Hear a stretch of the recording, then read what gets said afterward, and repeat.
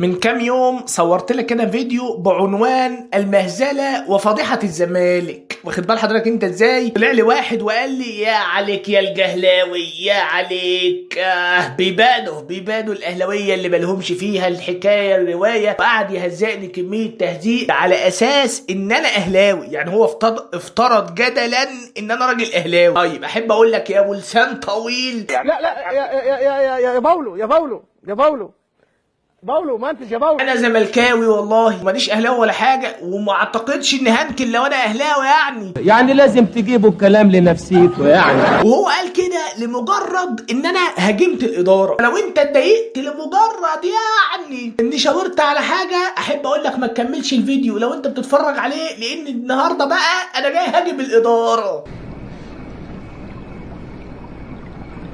انا دلوقتي كأن اداره نادي الزمالك وهتكلم بلسانها. يا عم الحاج، يلا يا عم الحاج. انا دلوقتي مش عايز افهم يعني، وانت يعني كزملكاوي يعني واخد بالك انت ازاي؟ ايه اللي مضايقك يعني؟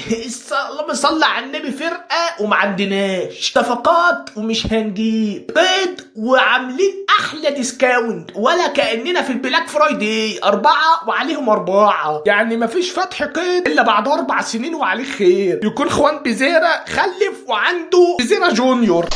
يا نهار اسود يا نهار اسود.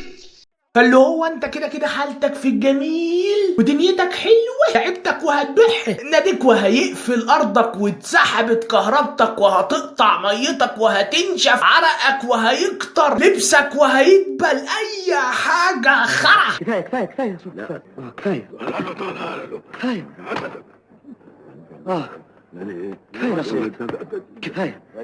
كفايه وحل، احنا في وحل. ده مش كلامي، ده كلام الاستاذ عضو امين صندوق نادي الزمالك لما طلع وقال لك الزمالك بيموت، الزمالك ينتحر يا صاده. طب وانت فين يا رجوله؟ وكابتن حسين لبيب فين بقى؟ انا عارفه يا ابني.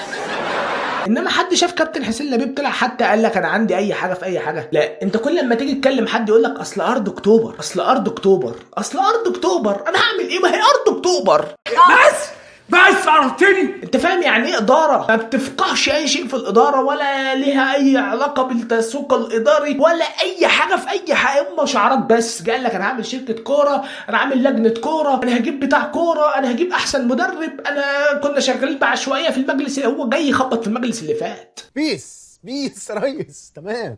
بعد اذنك كده بنبص للساده المشاهدين وقول لهم يعملوا لايك وسبسكرايب للموقع.